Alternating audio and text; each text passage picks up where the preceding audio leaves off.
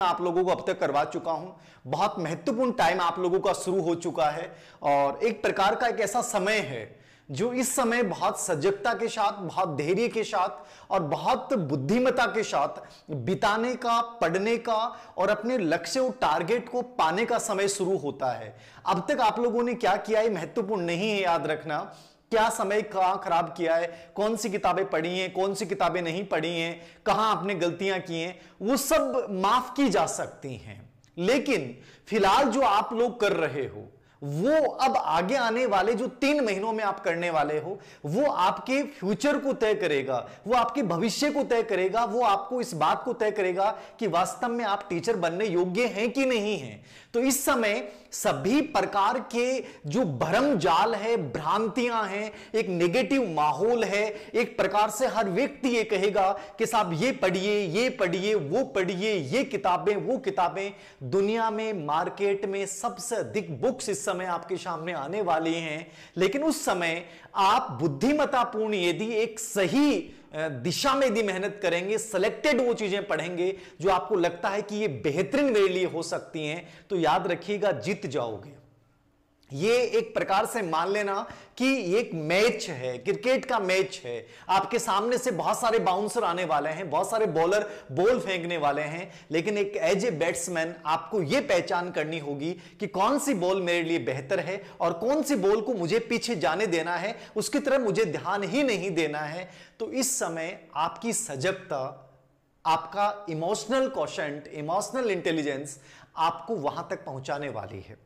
मैं बहुत एक अच्छी न्यूज पढ़ रहा था, वो शेयर करूंगा आप लोगों के साथ कि नॉर्मली एक बच्चा होता है कि साहब मुझे आरएस बनना है, आईएएस बनना है, लेकिन झालावाड़ में एक विशेष उदाहरण पेश किया कि एक नायब तहसीलदार, एक आरटीएस की जॉब, बहुत बड़ी जॉब होती है, याद रखना। मतलब लाखों करोड़ों लोगों का सपना होता है कि वो नायब तहसीलदार बने, क्योंकि नायब तहसीलदार की पोस्ट एक बहुत बड़ी पोस्ट होती है, बहुत सामान्य पोस्ट नहीं मानी जाती है। लेकिन नायब तहसीलदार की पोस्ट पे कार्यरत एक टीचर, 3rd ग्रेड का टीचर, वापस उस नायब तहसीलदार की पोस्ट पे 2 साल काम करने के बाद और 3rd ग्रेड टीचर के पद को स्वीकार कर लेता है। सोचिए, एक आरएस बंदा और 3rd ग्रेड टीचर के रूप पे रिज्वाइन करता है।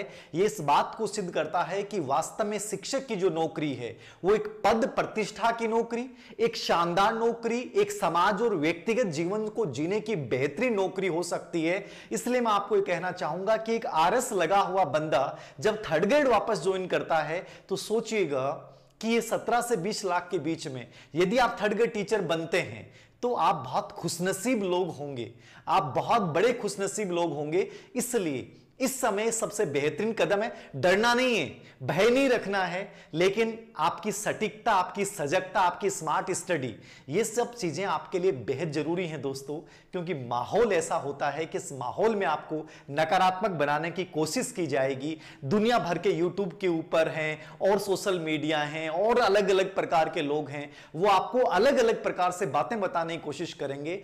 अब आपको यह तय करना पड़ेगा कि मेरे लिए सही क्या है और गलत क्या है। मैं नहीं कहता कि धीर सर की बात को मानिए, किसी की भी बात को सुनिए, लेकिन यह जरूरी है कि वो सही हो, वो सटीक हो और वो मेरे इन 3 महीनों के लिए मुझे ऐसा मौका नहीं मिले कि मैं जिंदगी भर पछताता रहूं। आप में से बहुत से लोग अंतिम स्टेज पे हो सकते हैं। मैं कहना चाहूंगा कि बहुत पॉजिटिविटी के साथ लग जाइए, 100% जीत जाओगे। ये मेरा विश्वास है कि तुम लोग जीत जाओगे यदि सही दिशा में मेहनत की, और मैं हारने तो किसी को दूंगा ही नहीं, ये तो मेरा संकल्प है। शुरुआत करते हैं।